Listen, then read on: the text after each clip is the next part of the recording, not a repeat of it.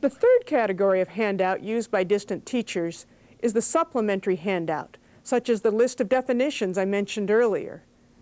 These materials often are difficult or even impossible to prepackage at the beginning of the school term. When newly acquired handouts are to be used during the term, it is important that they be distributed to all students and that there be sufficient copies made available for everyone. When handouts are only available for local students, clearly the distant students will be both disappointed and frustrated. The final preparation note, and perhaps the most important, the distant teacher needs to prepare precise lesson plans for each lesson. A clear sequence of topics should be developed, and instructional materials should be prepared for use. Naturally, the visuals, the videos, the slides, the computer programs, or any other instructional materials you plan to use should be carefully tested before class time. Preparation is the crucial ingredient to successful distance teaching. Preparation is more formal, more sequential, and more elaborate than what teachers often consider necessary for traditional teaching.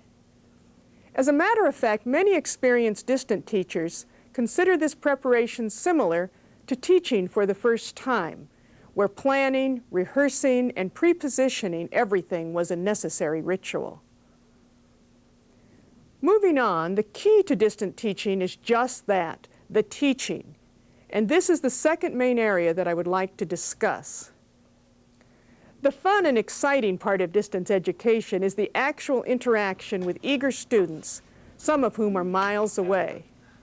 Our newer technology in distance education makes this exciting interaction possible. And now I'd like to show you an example of effective interaction between the teacher and the remote sites. Let's get started into the class, and I really want to start off the class with a question and have each of you to respond to it. We'll just kind of record the response. Kevin, if you could flip to the computer. My question to you is, my biggest frustration with teaching so far is... Let's go to Webster City. Tammy, what's been your biggest frustration so far? The biggest frustration so far is that I have 2 FFA chapters. That's not a big problem so far, but the president at the one chapter in class, he is probably the biggest immature person that I have ever seen in my life. Immaturity, okay. Kayla, how about if we bounce to you? What's been your biggest frustration so far? Lesson plans and gathering materials for. I'd like to do more activities and demonstrations, and I just don't have enough time to gather all my materials and so forth. And I don't have anything organized at all. It's a good thing that I have 2 desks because they're both piled a couple foot high. Well, I know I can relate to that one. That was a very common daily thing for me when I started teaching high school. And I'm sure others will echo that as we go around.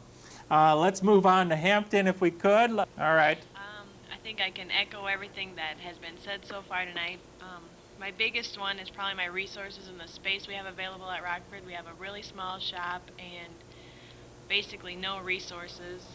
Time is another thing, and then just dealing with students, their immaturity, they seem very disrespectful. All right. Let's take a look at the list here, Kevin, if you would zoom the camera in here, and forgive my handwriting, those of you who've had me in a class here. Experienced teachers say that after all the planning and preparation, the teacher must still remain flexible.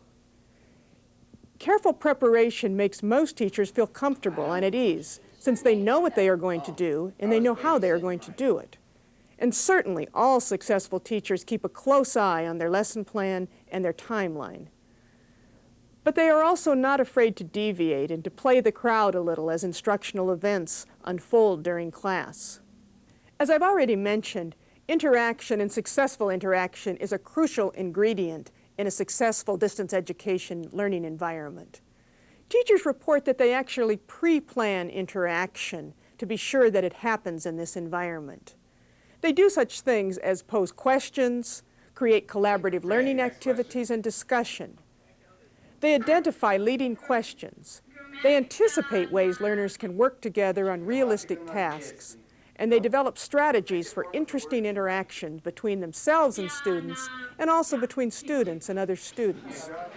These interactive activities are planned before class and not left to chance.